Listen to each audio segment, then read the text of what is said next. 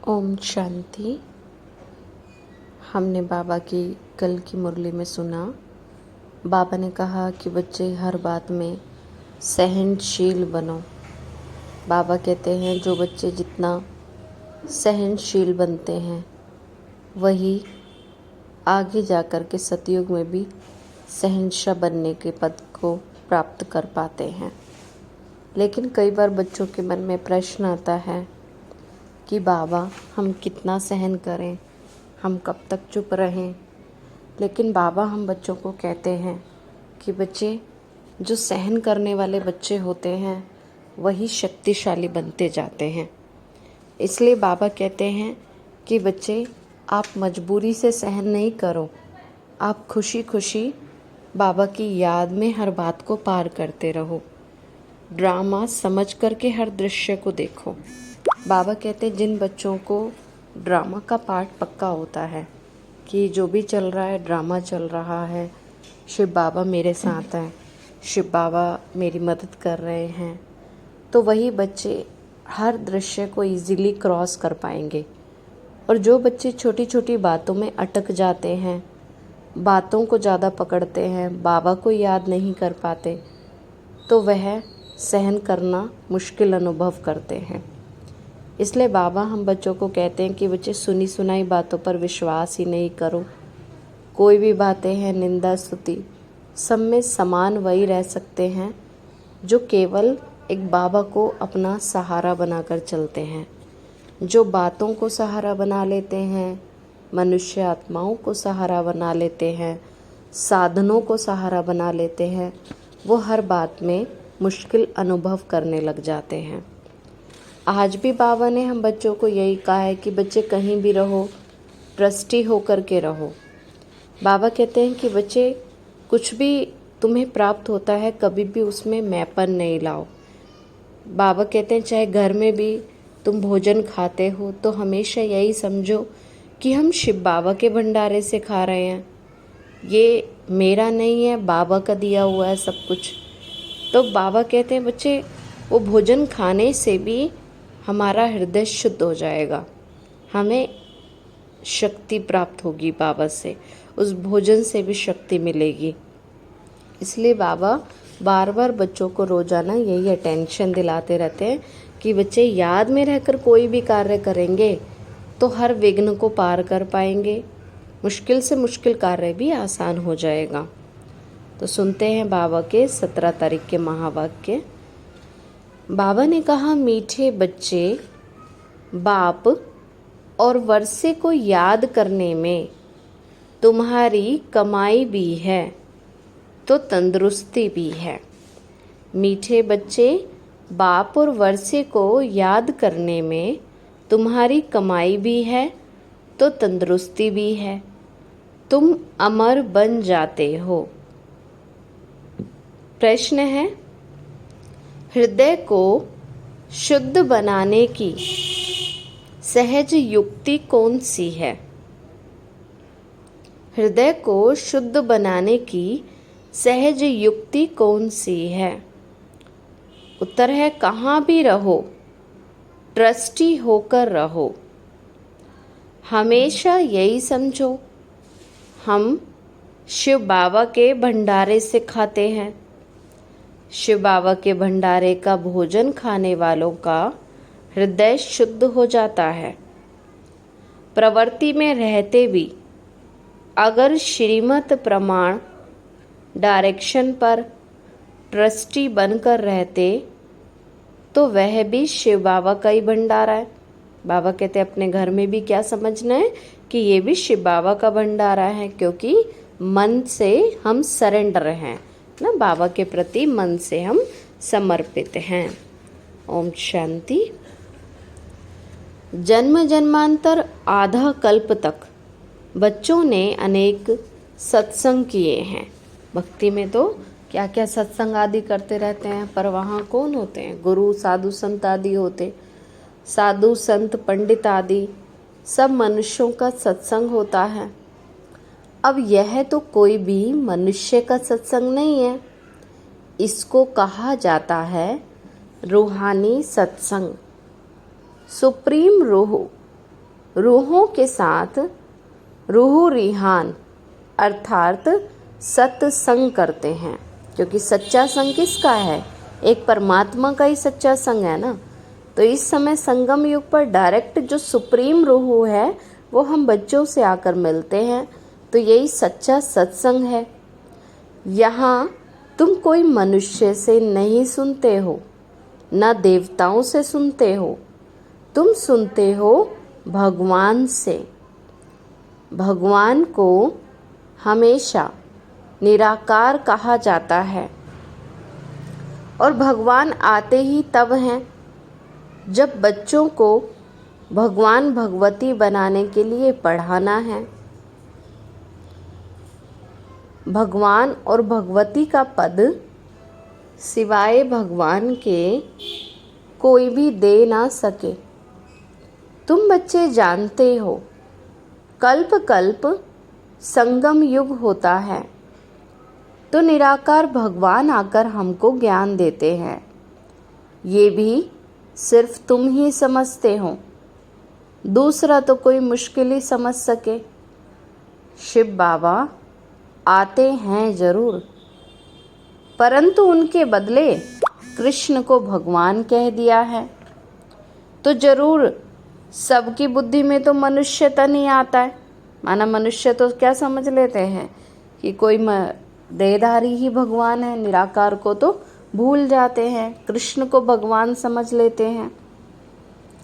शिव बाबा तो आते हैं जरूर। तुम ही तो बाबा कहते बच्चे सतयुग में दैवी गुण वाले थे ना, अब आसुरी गुण वाले बने हो। अब फिर से तुम दैवी गुण वाले बनते हो। दैवी गुण वालों को ईश्वरीय संप्रदाय और आसुरी गुण वालों को आसुरी संप्रदाय कहा जाता है। अब निराकार बाप निराकार संप्रदाय अर्थात आत्माओं को पढ़ाते हैं, इसलिए ही कहा जाता है ईश्वरीय संप्रदाय अथवा रूहानी संप्रदाय।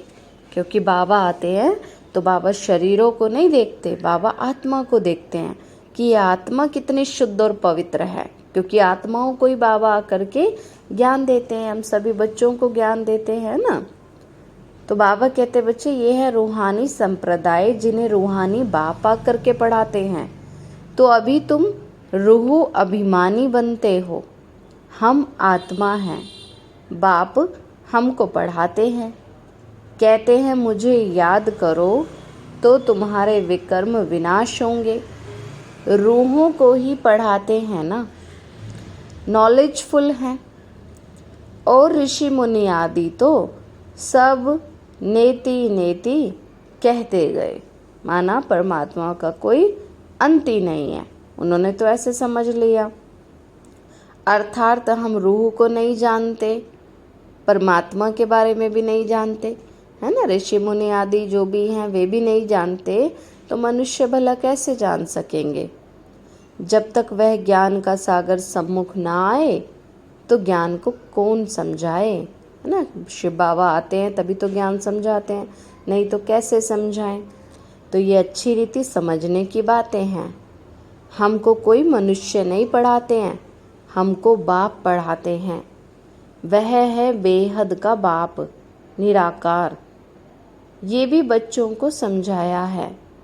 साकार और निराकार दो बाप हर एक को होते ही हैं। एक है रूहानी और दूसरा जिस्मानी। रूहानी बाप ही आकर रूहों को पावन बनाते हैं। तुम जानते हो हम पावन थे, पतित बने, फिर पतित से पावन कैसे बनते हैं, ये चित्र भी सामने है। चित्र में दिखाया ना, सीढ़ी के चित्र में भी दिखाया कि कैसे जन्म लेते लेते 84 जन्मों के अंत में आत्मा पतित बन जाती है। अब फिर से शिव बाबा आकर पावन बनाते हैं। चित्र भी तो सामने है ना। बाबा तो राय देते हैं कि घड़ी घड़ी चक्र के सामने जा कर के बैठो। बाबा ज़्यादातर बच्चों को कहते हैं कि बच्चे चित्रों के सामने बैठेंगे तो बुद्धि में नई नई पॉइंट्स आएंगी। आज बाबा ने कहा बच्चे चक्र, सृष्टि चक्र के सामने जाकर के बैठो तो बुद्धि में सारा ज्ञान आ जाएगा कि हम अभी संगम युग पर बैठे हैं। और तो सभी अपने को कलयुग में ही समझते हैं। बाबा कहते तुम बच्चों को तो ज्ञान है ना कि हमारा नया जन्म हो गया, हम संगम युग पर हैं। और तो सभी मनुष्य जो उल्टे कर्म करते हैं, माया की मत पर चलते हैं, क्योंकि वो अभी कलयुग में ही है, अपने को कलयुग में ही समझते हैं। और कलयुग को तो घोर अंधियारा कहा जाता है। अभी तुम हो संगम पर, अभी तुमको रोशनी मिली है ना। सतयुग में फिर तुमको ये ज्ञान नहीं मिलता है। बाप जब आते हैं तब ही घोर सोजरा होता है। ये संगम युग है ही कल्याणकारी युग। इन जैसा युग कोई होता ही नहीं है जबकि बाप आते हैं। सतयुग को तो कल्याणकारी नहीं कहेंगे ना। कल्याणकारी किसको कहेंगे? संगम युग को, क्योंकि डायरेक्ट भगवान से इस समय हमारा मिलना होता है। सतयुग में तो शिव बाबा नहीं आते हैं, इसलिए सतयुग को कल्याणकारी नहीं कहेंगे। वहाँ किसका कल्याण नहीं होता है। कल्याण तो यहाँ पर आकर बाबा सबका करते हैं, संगम युग पर। कल्याण संगम पर होता है। सतयुग में तो है ही कल्याण, वहाँ तो है ही सब सुखी। संगम पर कलयुग को सतयुग और कल्याणकारी बनाते हैं। तो अब तुम्हारा देखो कितना कल्याण होता है। सिर्फ बाप और वर्षे को याद करने में कितनी तुम्हारी कमाई है। कमाई की कमाई भी है और तंदुरुस्ती की तंदुरुस्ती भी है। तुम्हारा जीवन ही अमर बन जाता है। तुम्हारी कभी अकाले मृत्यु नहीं होती है। तो बच्चों को कितनी खुशी रहनी चाहिए, क्योंकि तुम्हारी बुद्धि में सारी नॉलेज है। यहाँ तुम बच्चे आते हो तो पुरुषार्थ कर म्यूज़ियम में चित्रों पर समझाने के लायक बनना चाहिए। अपने को लायक बनाने के लिए 7-8 रोज बैठ करके सीखो। प्रैक्टिस हुई फिर तो झट भागा सर्विस पर। जो बच्चे अच्छे से ज्ञान को समझ लेते हैं तो फिर वो जल्दी से सेवा करने भी चले जाते हैं, निकल पड़ते हैं। आराम से बैठे नहीं रहेंगे ना, सर्विस करके फिर लौट आए। तो ये सीखना तो बहुत सहज है। चित्र को सामने देखने से ही बुद्धि में आ जाता है कि हम संगम युग पर बैठे हैं। आज की दुनिया में तो मनुष्य बहुत हैं, कल तो बहुत थोड़े होंगे। सतयुग में तो कितनी कम जनसंख्या होती है। अभी तो देखो कितनी भीड़ बढ़ती जा रही है। भोजन भी शुद्ध नहीं मिलता, कितनी मिलावट वाला होता है। अब इतने ये सब तो वापस जाने हैं। बाबा कहते इतने जो मनुष्य आत्माएं जो भी सृष्टि पर है, अब तो सबको ही वापस जाना है। अभी तो बाप स्वयं ही आते हैं। बच्चों की कितनी इज्जत रखते हैं। दूर देश का रहने वाला आया देश पराए। रावण का देश पराया देश है ना। राम के देश में तो कभी रावण आ ना सके। इस पर एक कहानी अथवा कथा भी सुनाते हैं। जो भी कथाएं सुनाते हैं वह तो सब कहानियां हैं।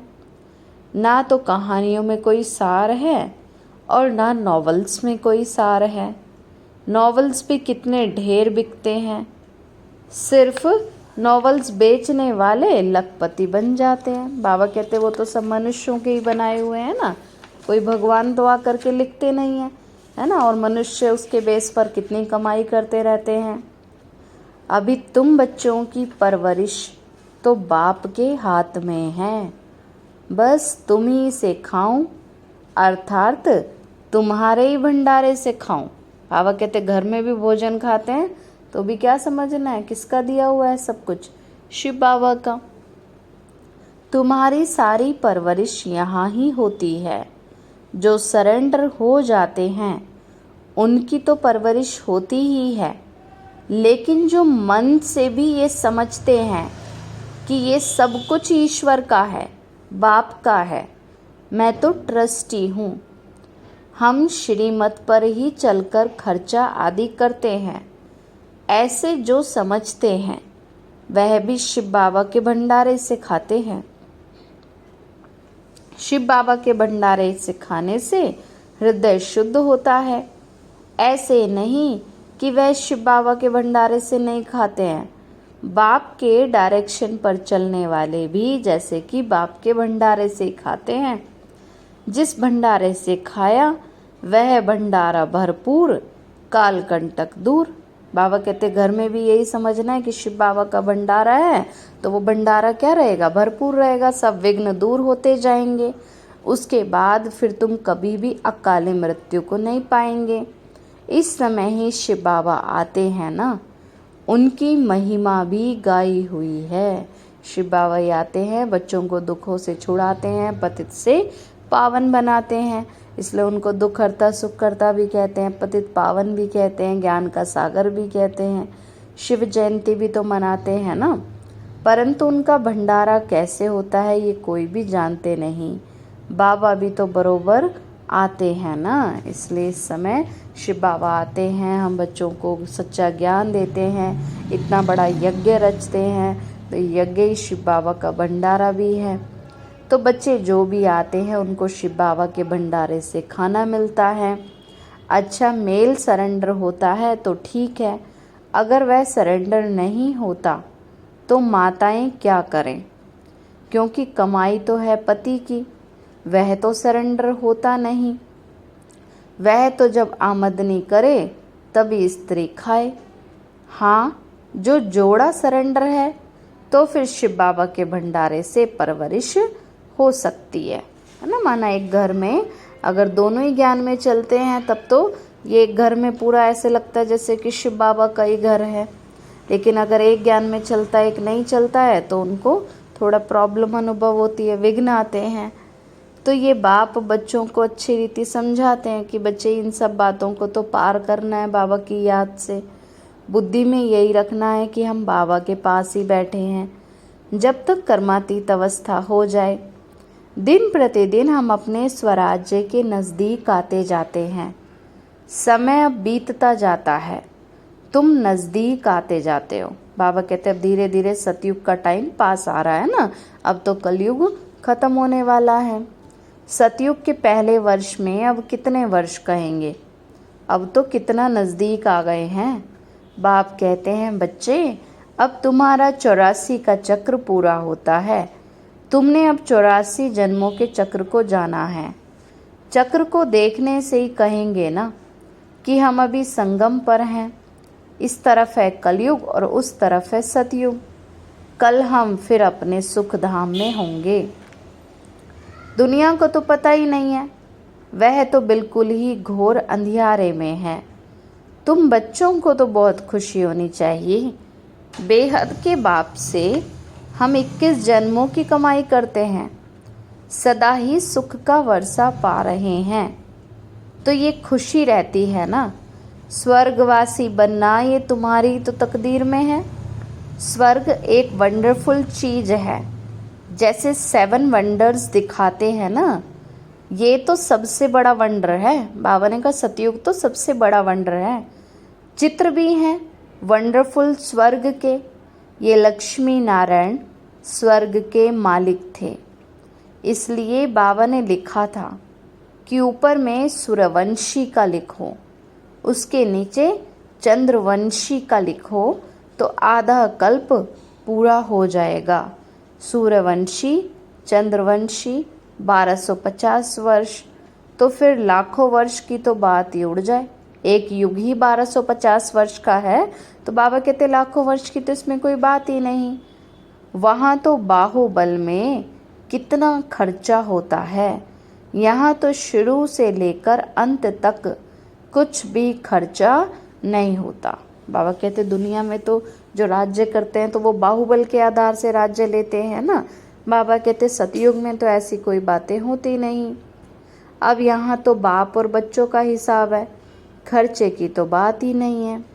यहाँ बच्चे आकर रिफ्रेश हों, इसलिए ही तो ये मकान आदि भी बनाते हैं। अब मधुबन में इतने मकान आदि बनते हैं तो वो किसके लिए बनते हैं, बच्चों के रहने के लिए।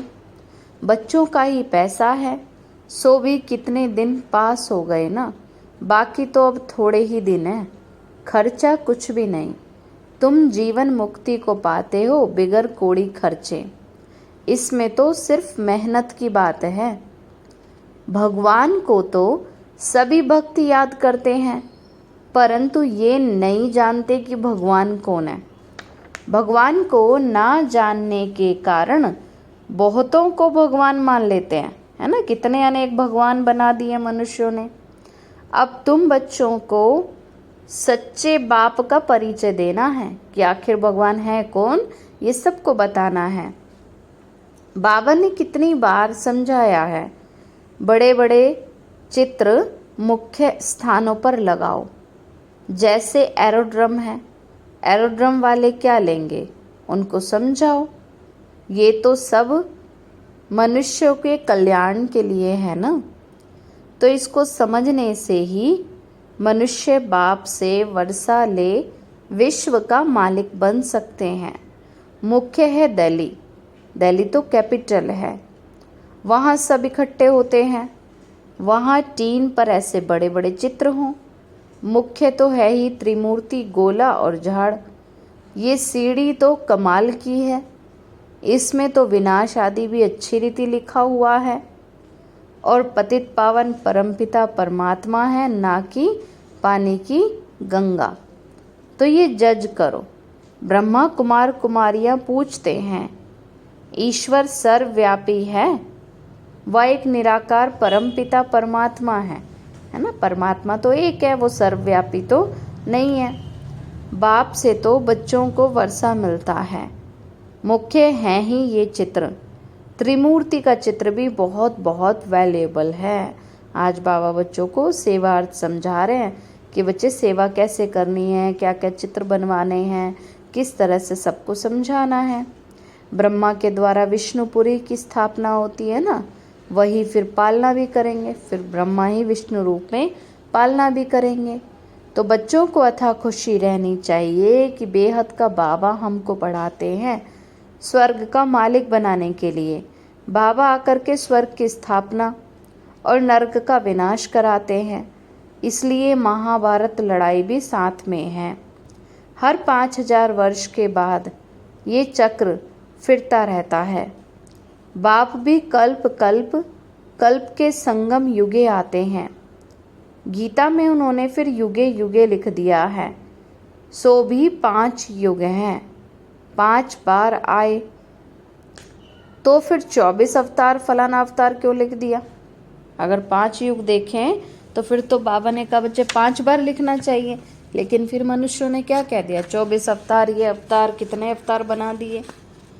मनुष्य तो कितने यज्ञ तप तीर्थ आदि करते हैं, समझते हैं ये सब भगवान से मिलने के रास्ते हैं, परंतु भगवान के पास तो कोई भी जा नहीं सकते। जब तक बाबा ने का चक्र पूरा नहीं होता, आत्माएं पूरे पावन नहीं बनते, हिसाब किताब पूरा नहीं होता, तब तक तो वापस कोई भी जा नहीं सकते।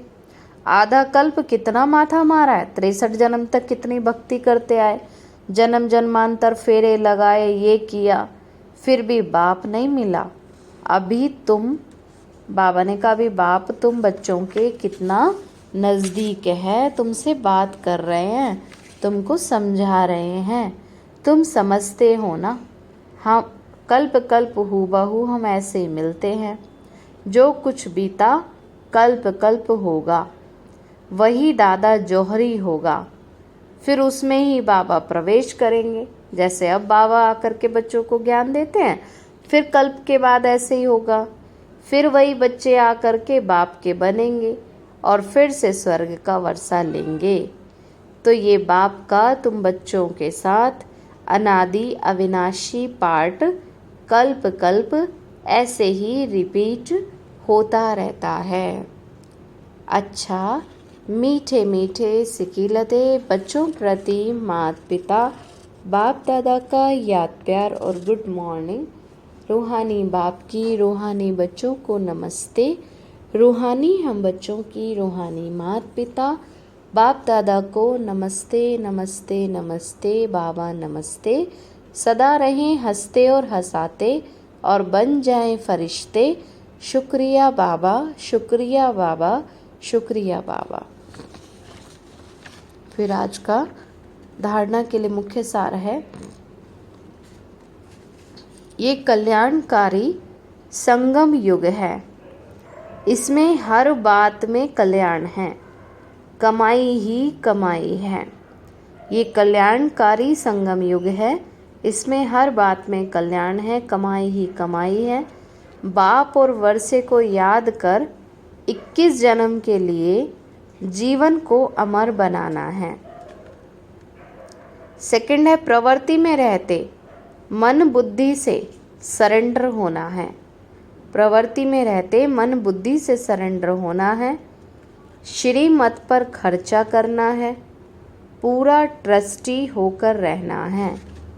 शिव बाबा का भंडारा भरपूर, कालकंटक दूर। वरदान बाबा ने दिया, विस्तार की रंग बिरंगी बातों से किनारा कर। विस्तार की रंग बिरंगी बातों से किनारा कर, मुश्किल को सहज बनाने वाले सहज योगी भव। जब बाप को देखने की बजाय बातों को देखने लग जाते हो तो कई क्वेश्चंस उत्पन्न होते हैं और सहज बात भी मुश्किल अनुभव होने लग जाती है, क्योंकि बातें तो हैं वृक्ष और बाप है बीज। जो विस्तार वाले वृक्ष को हाथ में उठाते हैं वह बाप को किनारे कर देते हैं। फिर विस्तार एक जाल बन जाता है जिसमें फंसते ही जाते हैं। बातों के विस्तार में तो रंग बिरंगी बातें होती हैं जो अपनी ओर आकर्षित कर लेती हैं। इसलिए बीज रूप बाप की याद से बिंदी लगाकर उससे किनारा कर लो तो सहज योगी बन जाएंगे। स्लोगन बाबा ने दिया, मैं और मेरेपन की अलाय को समाप्त करना ही रियल गोल्ड बनना है। मैं और मेरेपन के अलाय को समाप्त करना ही रियल गोल्ड बनना है। इसलिए बाबा कहते, बच्चे कोई भी मिलावट अपने अंदर नहीं रखनी है, सच्चा सोना बनना है।